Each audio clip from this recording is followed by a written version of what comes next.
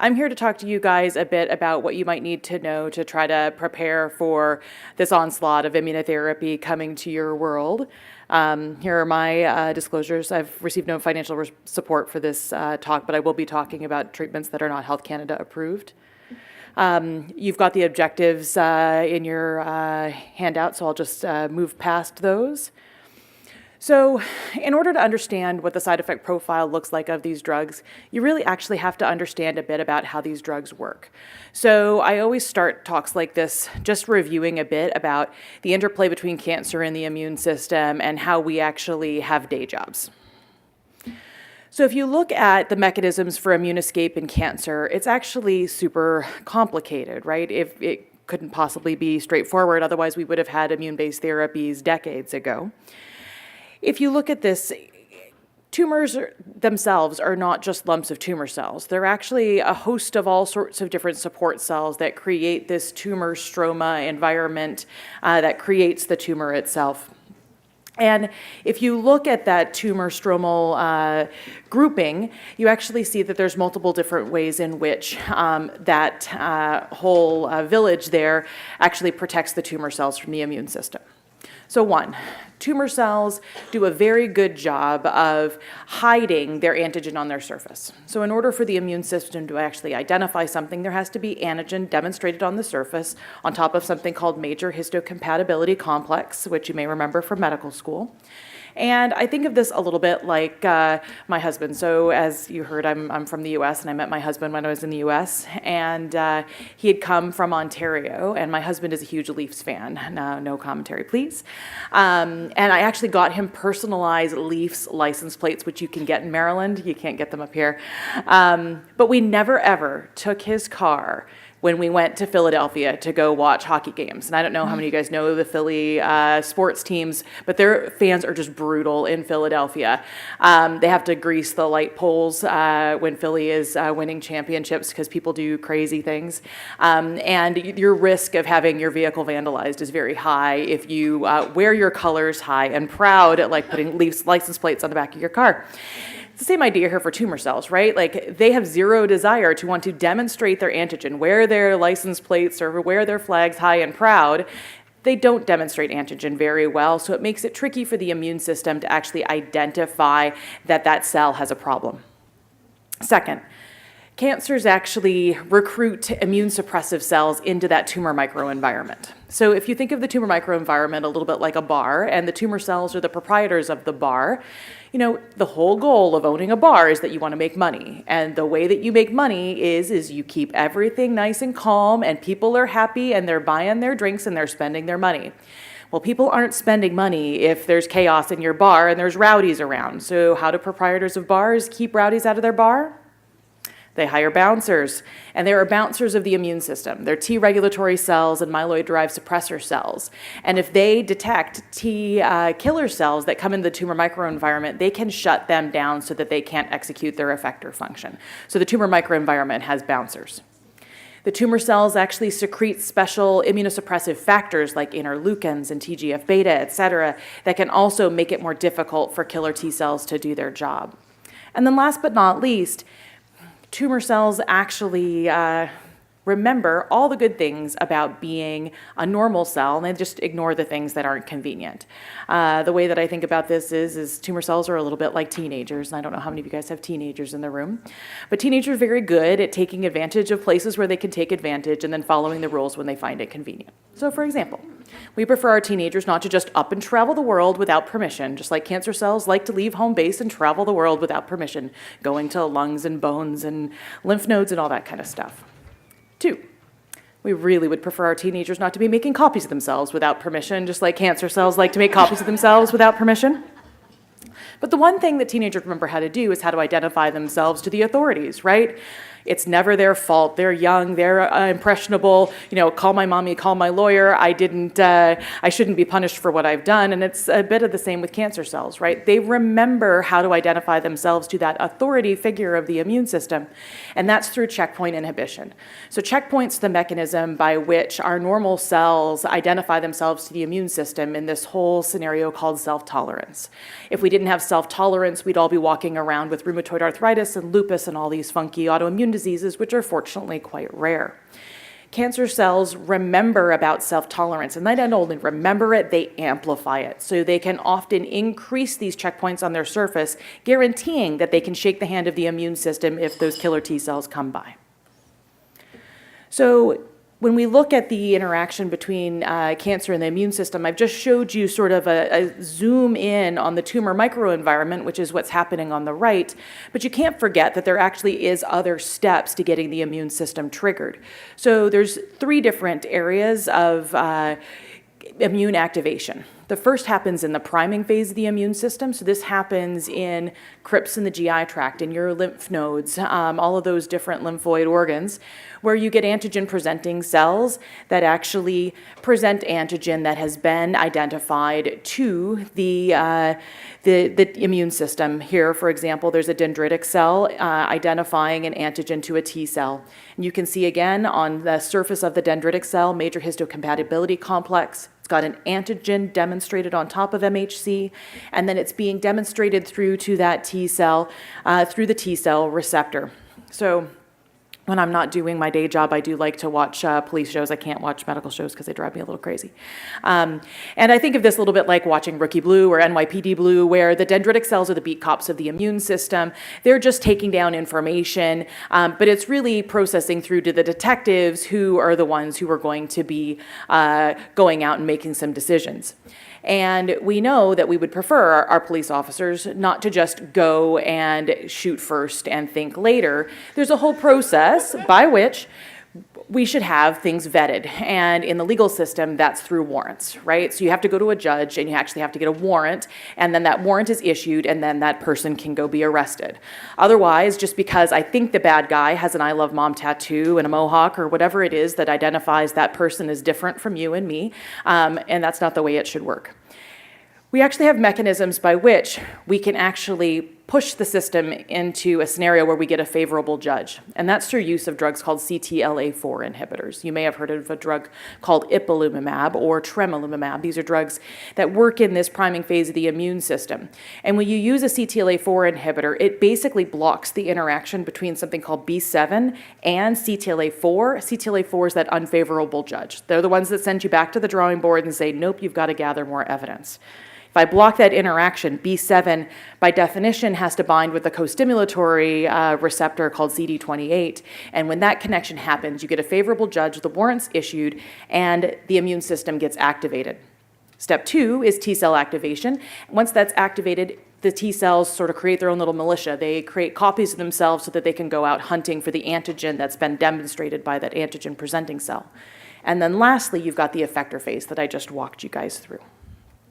So, why did I just put you guys through 5 minutes of rambling about the interplay between cancer and the immune system? Why is this actually exciting? Well, this is why it's exciting. I don't know if you guys follow the Nobel Prizes. The Nobel Prize was a quite popular press thing a few months ago because there was a woman who was a former Mac person who's now up in Waterloo who got the Nobel Prize in physics.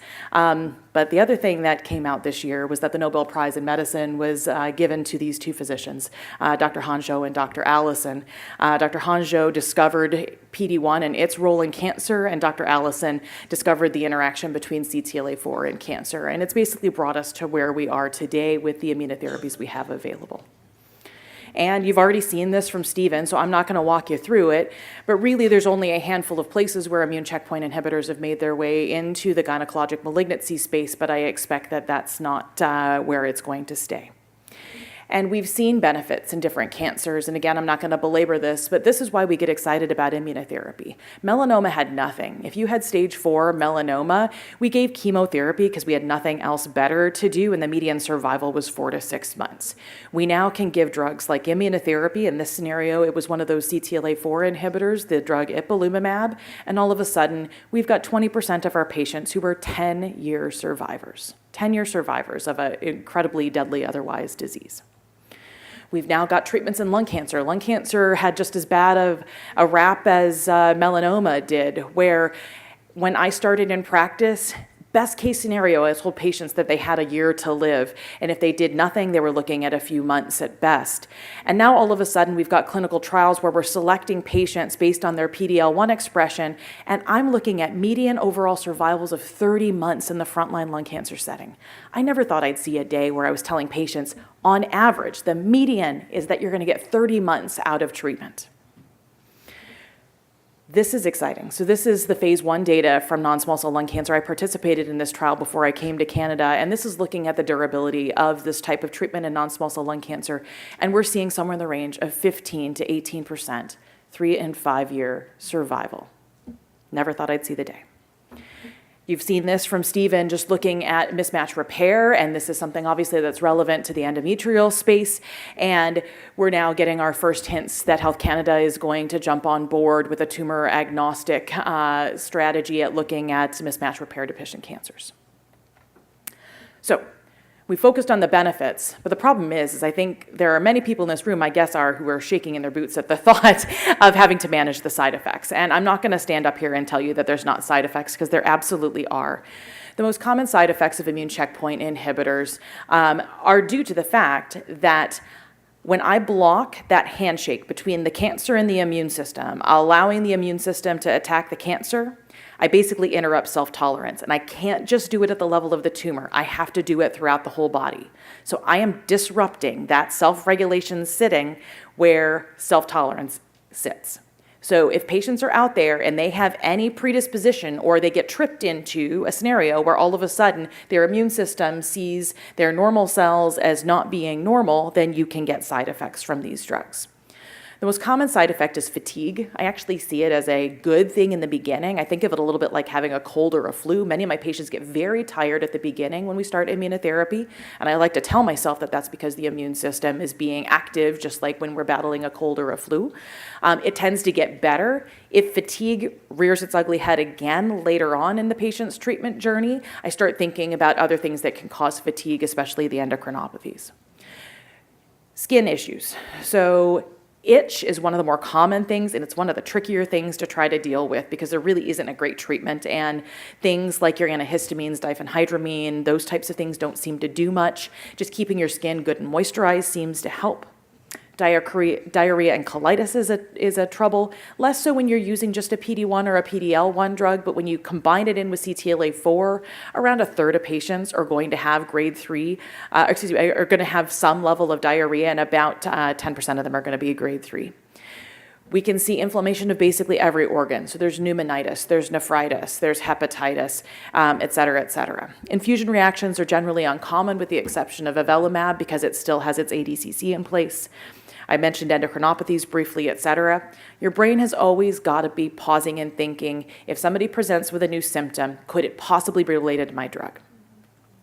So when I'm managing these side effects, actually this part is a little bit more straightforward because it is almost a one-size-fits-all scenario.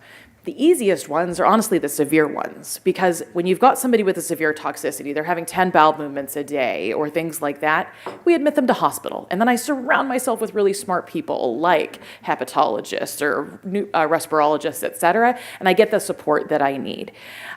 We put them all on high-dose steroids. You cover them for anything else that you think that you might be dealing with. I tell my colleagues in internal medicine, forget everything you learned in your training. This is not precision medicine, where you work your way to the diagnosis and you apply the appropriate treatment. It's pull out your shotgun, boys and girls, pull out the antibiotics, pull out the steroids, pull out all of those different things to cover all the different possibilities, and then peel them back as you rule things out. Grade 1 is also relatively straightforward. Again, you get a low level, somebody all of a sudden is having 3 bowel movements a day. You put them on supportive measures. You might call them a little bit more frequently, but at the end of the day, those are more straightforward. It's the grade 2 toxicities that make me lose sleep at night. That person who's having 4 or 5 bowel movements a day. And I'm pondering, did they have bad Chinese food? Is this Norwalk virus going through the community? Or is this actually a toxicity of my drug? And those are the patients that we're calling much more frequently to try to figure out which direction they're going to go. So let's talk about cases, because that's probably the most fun thing that we get to do. So the first case is a patient that I treated on a CCTG clinical trial. And just to make my job more challenging, this CCTG clinical trial actually was quadruple therapy. So it was platinum doublet chemotherapy plus a PD-L1 inhibitor plus a CTLA-4 inhibitor. So God love the attribution to what was causing what was an incredible mental headache. And I think you guys in gynecology are probably going to end up in this space of needing some sort of combination, whether that's chemotherapy plus IO or IO. And so you're going to be also stuck in a scenario where you've got multiple agents at once. So this was a lovely woman. This is Betty. She was 70, fit woman. She has a history of COPD, and she had presented to the emergency department because she was having some chest wall pain, and unfortunately that chest wall pain was pleural disease from metastatic non-small cell lung cancer. So I treated her on that clinical trial, as I mentioned above.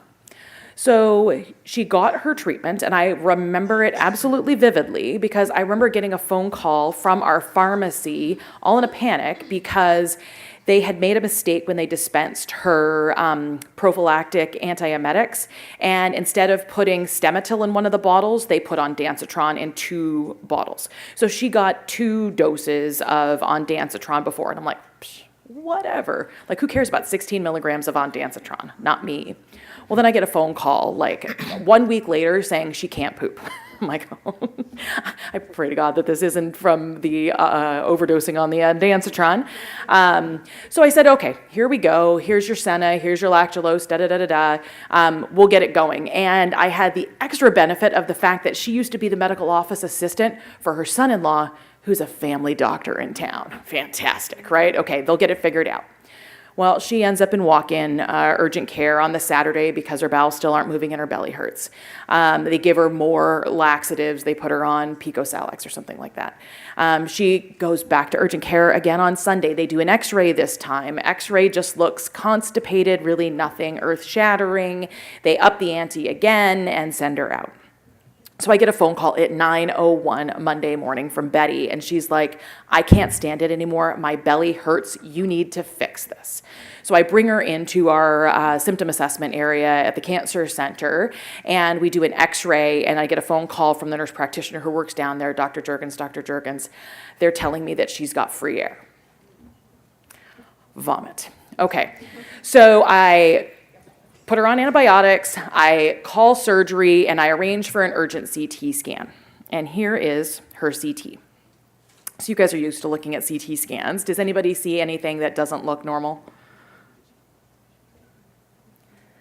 So this is her small bowel. Every square millimeter of her small bowel was inflamed.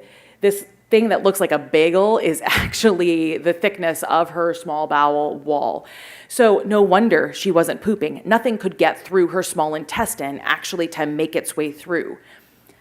I didn't twig this because I'm used to seeing colitis. I'm used to seeing colon inflammation, and colon inflammation presents very classically with diarrhea. She didn't present with diarrhea. She presented with constipation and abdominal pain. This is the only case I've ever seen like this, but it obviously demonstrates why you need to pause and think when somebody's got a symptom, what am I missing? So we admitted her to hospital, we put her on high-dose steroids, and within 48 hours, she was right as rain. Her bowels were moving, she was eating, she was feeling well, and she was one of the early patients on this trial, so I actually made her stay in and wait for GI to scope her, and she had all these ulcerations that were in her small bowel that they could see at the terminal ileum. So I'm like, okay, perfect. So we discharge her home, and I start tapering her steroids down on the merry way. And then I get another phone call 10 days later. Dr. Juergens, I'm exhausted. I wake up every morning at 2 a.m. and I evacuate my bowels between 2 and 8 a.m. and then I'm so exhausted I sleep all day long and then repeat. It's like Groundhog Day over and over. I'm like, shit. I tapered her steroids, I tapered her steroids too fast. What am I going to do? I've completely botched this woman's care. This is one dose of clinical trials treatment. Oh my goodness. It wasn't that I tapered her steroids too quickly. Remember that shotgun I pulled out when I heard that she had free air? Yeah, I gave her antibiotics. And what happens when you give people antibiotics? They get C. diff. This woman had C. diff. This was such bad C. diff that I actually had to switch her to oral vancomycin because she didn't respond to metronidazole. So tricky scenario. But I blamed the immune therapy for all of it, and you've got to be careful not to always assume that it's the immunotherapy. So here's another patient of mine, 77-year-old gentleman, hypertension, bladder cancer, and he had presented with stage 3 lung cancer. We treated him with chemotherapy and radiation, and he tolerated it incredibly poorly. He ended up admitted to hospital for about 6 weeks at the tail end of his chemotherapy and radiation because of abdominal pain and malaise and all these types of things. And then just to add insult to injury, he got his post-chemotherapy and radiation CT scan at the 3-month mark, and it showed diffuse liver metastases. So not only did my chemotherapy and radiation not cure him, but he didn't respond to treatment, and he has now liver mets. So because it was so close to receiving his platinum doublet, we moved on to single-agent immunotherapy, and he got his first dose of immunotherapy on May 13th. I also remember this very well because I was actually teaching my residents on immunotherapy toxicity in academic half day. And the resident comes in, Dr. Juergens, I saw your patient on call, and here's his lipase. So apparently they just don't run the proper test in the middle of the night, so all I got is greater than 1,200, and then they actually repeated it in the morning, and it was 3,300. I'm like, oh, okay. This guy's got autoimmune pancreatitis. Steroids we go. He gets admitted to hospital and actually does very well on the steroids. And I get a phone call from the hospitalist who's working in our inpatient ward saying, Roz, how do you want me to do the taper? And I know that you're supposed to taper the steroids very slowly, so I'm thinking it through, and I'm like, I want to see what the trajectory of things look like, how quickly he benefited. So here's what I saw when I went back and looked in Meditech. So you see that 3370, and you see his lipase dropped like a rock down to normal over the course of about 3 days. But then you see the next day it jumps all the way back up to 3600 again, except he's still on the high-dose steroids. And then it plummets right back down to 15 again. Well, what's that all about, right? Why would that be? Well, I went back and looked at this guy's imaging. This guy's got pancreas divisum. He's got a very narrow pancreatic duct, and it turns out that all this abdominal pain and all this lipase has nothing to do with the price of rice in China. And when I went back and looked at his hospital stay when he was in post his chemo rads, there's his lipase doing the exact same thing when he was in with belly pain post his chemo rads. He got an ERCP. He got that pancreatic duct dilated. He never had another problem with pancreatitis, and he got a year of immunotherapy. And I would have thrown it away had I not gone back and looked and just presumed it was immunotherapy. You can't always assume it's the drugs. We've seen cardiac toxicity. So this is a patient from one of our cardio-oncology colleagues. This is a patient with melanoma, got doublet immunotherapy. This patient had come on clinical trial, and luckily this patient was on trial because they got vital signs. And I don't know about you guys, but my regular Joe Schmo patients, I can't buy vital signs half the time in my clinic. So this patient got vital signs on clinical trial and had a heart rate of 40. So not shockingly enough, she was tired. So here's her EKG, and I'm assuming you guys look at EKGs now and again. We got any youngins down here who want to tell me what's on this pretty little EKG? We got some P waves that are not associated with any QRS complexes. This is 3rd-degree heart block. This is complete heart block. So that's why her heart rate was 40, is because it was just her ventricle just deciding to do what it was gonna do. And so this woman got a pacemaker. She felt like $1 million after getting her pacemaker, and she went home from the cardiology service. But then she comes back. She felt better initially, but then all of a sudden she starts getting lower extremity edema. She'd had an echo when she was in hospital for the pacemaker. Her ejection fraction was 65%. We check a CK on this woman, it's 20,000. Her previously normal EF had gone down to 25%. We failed to recognize that this new onset heart block was actually an inflammatory process. It had hit her signal bundles first and then hit the rest of the myocardial fibrils afterwards. So this was her heart biopsy, and you can see all those immune cells interdigitating themselves in between the myofibrils. We missed it. We should have had this woman not only get a pacemaker, but we should have had her on steroids, and that might have prevented this. Fortunately, her ejection fraction did recover after months, but it did require, again, a steroid taper. So I could stand up here for days talking about cases and patients. I basically go around this country telling everybody all the times that I have screwed up in my journey of trying to treat patients with immunotherapy. A, so that you don't make the same mistakes as I do, and B, so that you don't feel bad, because you will not recognize an immune toxicity. You will treat somebody with steroids who probably didn't need them, and that's okay. We're here as a community, and we just need to interact with each other, and we'll figure our way through. The key to the success of all of this is that it does take a village, and patient and family education is key. And if you don't have a patient who's willing to play ball with you, it's a non-starter. Patients need to call you if they've got new symptoms. They have to actually recognize that they've got new symptoms. They need to call you if they've seen another physician and that other physician is recommending a new medication, because they shouldn't start a new medication without me doing the mental hijinks trying to figure out whether or not the reason that they're getting the new medication is an immunotherapy toxicity or not. So you've got to have an engaged patient and family. We ask patients to try to do sort of basic head-to-toe assessments. Go to the dollar store, get a little notebook, and write down how they're feeling on a regular basis. So patient and family activation is key. And here's that sort of sense of a head-to-toe assessment. Now, this is written more for a nurse or a physician to be doing the thinking, right? Ask the patient about their skin. We should be checking liver function tests. We should be asking them about their bowels. We should be asking them about belly pain. We should be asking them about headaches that could be a signal for panhypopit. Asking them about their energy and their strength. Asking them about cough. Asking them about things that might hint at neurologic toxicity. We should be constantly doing this review of symptoms with patients when they come in on immunotherapy. And as I mentioned, teamwork is key. And this is a really great article in Annals of Oncology, and I gave it to the organizers for distribution, so you guys should have access to it. But it's this pentad of how we can help really work together. Ideally, we should try to prevent toxicities if we can, anticipate them, so calling patients who are having low-grade symptoms. You want to detect things by doing blood tests, et cetera, et cetera. You want to treat promptly, and we've learned that you're not going to hurt the patient, most likely, by pulling the trigger on steroids if you're worried it's an autoimmune side effect. But if you wait and you delay onset of steroids, the toxicities often are higher grade and they're more difficult to control. So you're better off throwing in some steroids and sorting it out and then pulling them back if it turns out that it wasn't an autoimmune toxicity. So I want to end my talk with one of my cases, and I hope it inspires you just like it inspires me. So this is David. David was the last patient that I treated in the United States before I moved to Canada. David was with me for some time. He originally had a stage 2 lung cancer that was surgically resected. It unfortunately came back. He ended up with chest wall disease and lymph nodes, et cetera, et cetera. He came to see me for initial treatment for his metastatic disease. I gave him platinum doublet. It worked for about 4 months, and then it stopped working and he progressed. We went on to second-line treatment with docetaxel. Docetaxel worked for about 6 cycles, and then it stopped working. I actually put him on my PhD thesis clinical trial looking at epigenetic therapy and lung cancer. Did nothing for him. And that was the day that I was leaving Hopkins, was I had to tell him that he didn't benefit from that clinical trial.